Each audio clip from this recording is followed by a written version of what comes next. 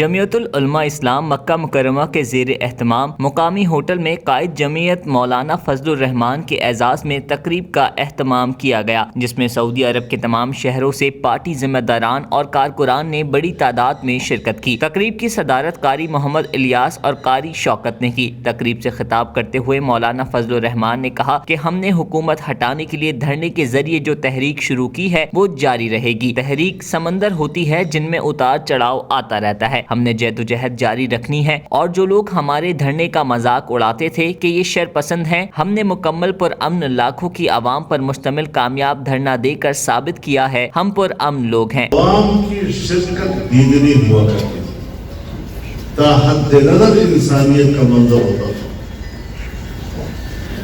اور پھر جب ہم نے اسلام آباد کے لیے آزادی مارچ کا فیصلہ کیا تو ملک کے ہر کونے سے لوگ امڑ کر سب آئے۔ تاریخ کے طویل ترین قافلے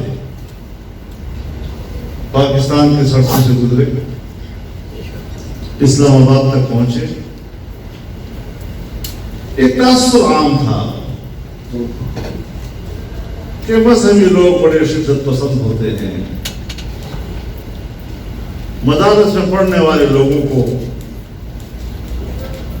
جیسے قسم کے پہاڑی قسم کے لوگ، معاشرے کے آداب سے لابرد لوگ، جیسے گنوار لوگ تصور کیا جاتا تھا۔ پاکستان کی ترقی میں اوورسیز کا سب سے زیادہ کردار ہے۔ تقریب سے متحدہ مجلس عمل کے پارلیمانی لیڈر مولانا اسد محمود، مشہور شاعر سید سلمان گیلانی، خلیل سارنگزئی، سابق وزیر Balochistan engineer Abdul Saboor, general secretary Jamiat بھی شریک تھے۔ جہانگیر خان، DNN نیوز، سعودیہ۔